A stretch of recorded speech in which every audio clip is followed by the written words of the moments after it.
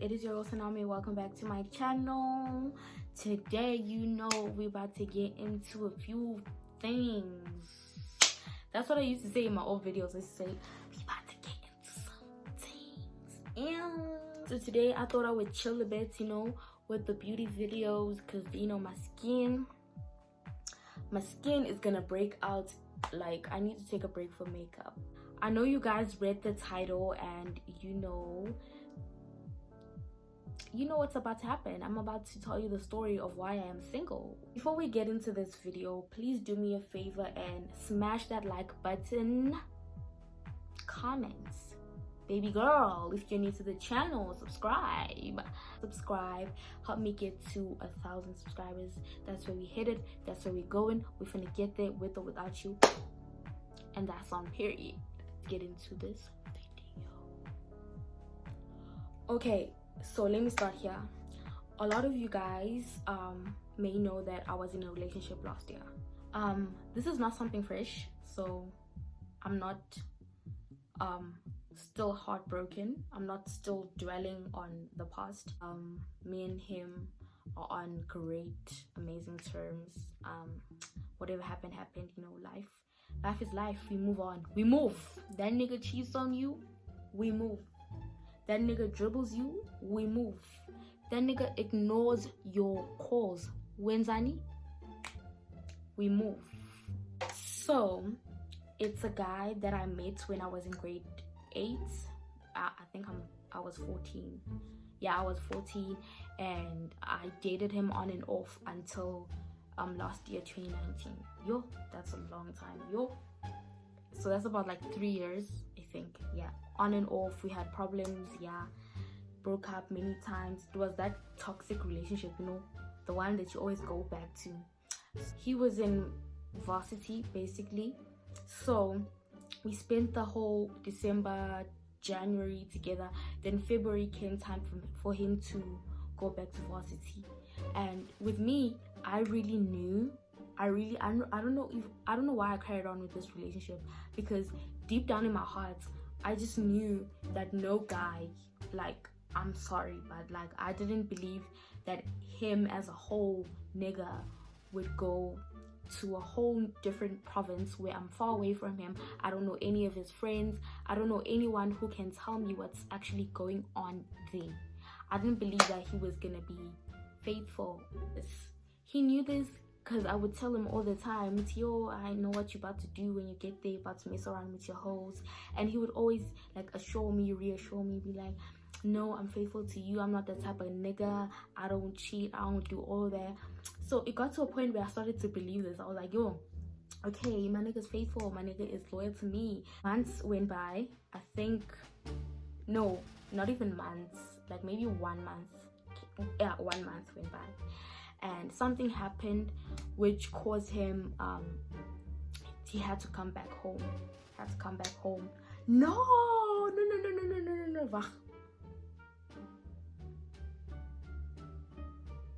Rest. Yes, I forgot something.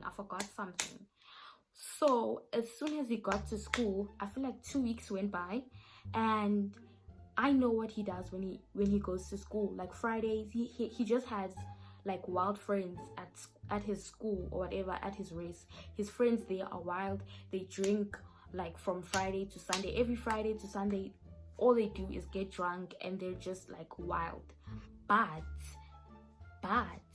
2 weeks after he got there, he went missing. He went ghost for a whole weekend. I said, hey.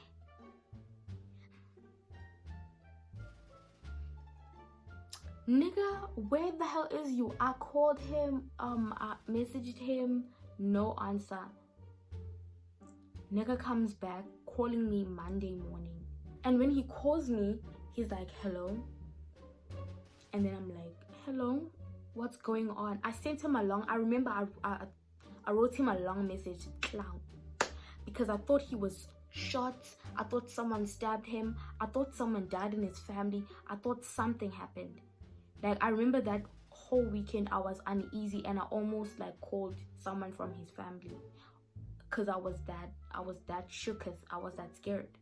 And then he's like, oh, sorry that I've been missing MIA. I'm like, okay, where were you?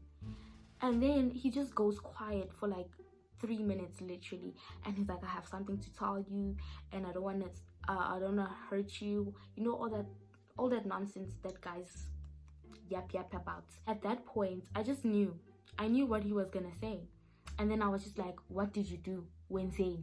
That's what I said. And then he's like, so Saturday morning I woke up next to a girl that I used to date. I was in her apartment. And then I'm like, and then it's like, I was in her apartment, and I woke up next to her. Then I asked her what happened. Then she was like, you know what happened, Karen.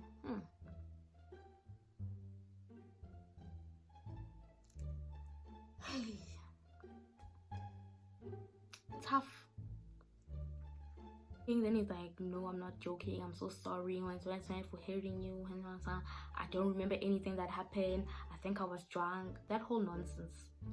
And I'm on my hurt bay-ish. So now I'm hurt. I'm crying. Yeah. And then my mom was like, why are you crying? Then I tell her what happened. Because you know me, let me tell you something about me. I tell my mama any and everything. My mama knows me inside out. I tell her what's going on. I was like, this boy is taking me for a fool, thinks I'm a clown, he's going there embarrassing me to university. Then my mom is like, you know what, calm down. My mom had a conversation with me, and I was like, Mom, I'm definitely dumping him. Like, I'm not gonna be a fool, I'm not gonna be stupid. That's why I say I'm that girl. I'm telling my mom all these things, but I know deep down I don't want to be done with him.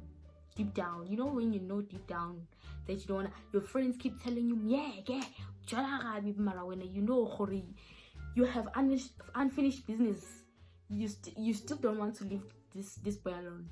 And my mom was like, you know what, girl, like, I've been through life, and I can see, you are not done with this guy and you still love him. So Mina, I just say, do what you feel like doing, do whatever you want to do. So my mom basically just told me to follow my heart, and my heart at that time, I know I'm a clown, but my heart at that time was telling me to forgive him. Sana, I'm forgiving you, so let's carry on. Gosh, I was living the fairy tale, guys. I was at his house 3 times, by his house 3 times a week. I was chilling with the whole family. He was introducing me to his mom, his dad, his aunts, his cousins, his siblings, introducing me his friends.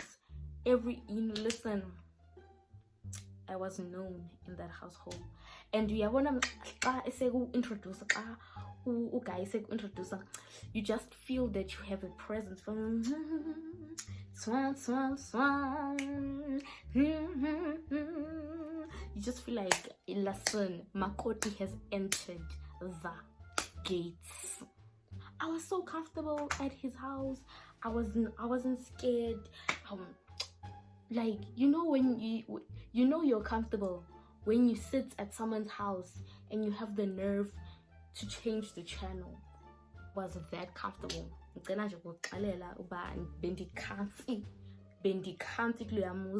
My mom just liked him because he's just genuine, and he's genuine. And then come October, and the thing is, I didn't see this coming at all. I didn't see it. Mugai came to me. No, we were talking on WhatsApp, guys. So ask Oga, and then Mugai is like, you know, I have something that I need to tell you. And he was like, remember in February when I cheated on you? And I'm like, yes, why would I forget that? A few months, not even a few weeks later, about 2 weeks later, I cheated on you again. I'm like, 2 weeks later, after you cheated on me, after you cried over the phone over how sorry you are, over how much you hate hurting me and over how much you love me and you don't want to lose me. 2 weeks later, you did the same thing.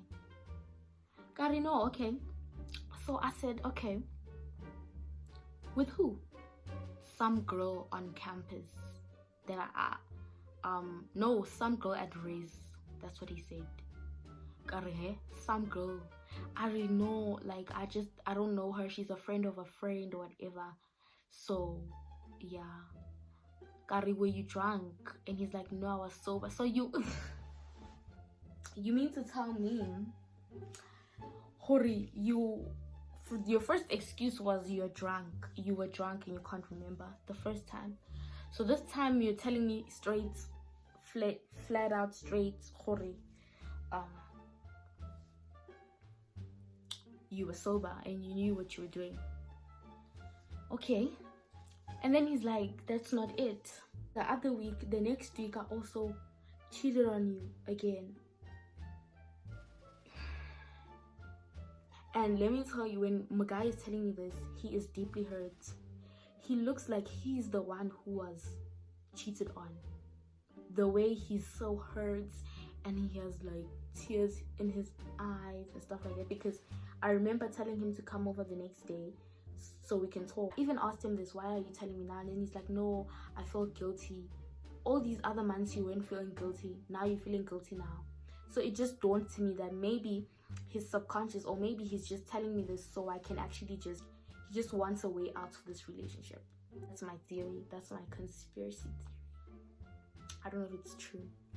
Secondly, I was just thinking, there is no way, no matter how much I loved, I don't even care if I never find another man that I love this much. I'm never going to stay with you after you just cheated on me 3 times. The first time was still, you know what, mistake. There's no mistake here. You did it on purpose. Clowniana is not about to enter the chats. No, cancelled, babes. And then he looked at him and was like, I don't think I can do this anymore. Bye. And I got out the car. And I got into the house. My mom was sitting in the living room. I just was like, I cried like someone died. Now that I think about it, it's so stupid. Like, what the hell? No. And I was like super depressed for like a solid month. Even my friends tried cheering me up. No, I got through it. It was just for like the first month. Then I was solid. I was fine after that. But that month was tough, shame. It was so hard to even get up in the morning and go to school. And then when you get to school, you get stupid people who are going to be like, oh, Pusbanban, where's your boyfriend? Everything happens for a reason. And that situation in my life happened for a reason. Because now that I've gone through it, trust me, I will see the signs and I will know how to handle it. I'm never going to be someone else's clown. The first time you cheat on me, ain't no mistake. Ain't no damn, cheated on your mistake. Is you crazy? Is I'm dreaming? Nobody cheats by mistake. Everyone makes a conscious decision. There's too many steps that it takes to cheat. It cannot be a mistake. It cannot. You first have to talk to the girl. Before you even cheat, you have to talk to the girl, because no girl is just gonna be like pull you into a bedroom without even knowing what your name is. Your first mistake is asking what her name is. As soon as a nigga, as soon as you turn around to say hi, I don't care if you're put in a situation where the girl is sitting next to you, you know. Just because someone is sitting next to you doesn't mean now you have to start a conversation with them. The most you can do as a cuffed nigga if a girl sits next to you is wave, turn around. So the first mistake that you made, the first mistake was turning around and saying hi. Mistake number two, having a conversation with this young lady. That's the second mistake that you make. You have had this conversation with her. Now you are analyzing her. That your ultimate mistake is getting up from thy chair or thy place you are sitting at to a place of privacy. All of these mistakes that you made that led to the ultimate biggest mistake, you chose to ignore. To which you made your big mistake, which now you are coming to say is a mistake. Lasha. So guys, thank you so much for watching this video. Please don't forget to smash that like button, comment, share the video, and if you're new to the channel, subscribe. I'll see you next time in my next video. Bye.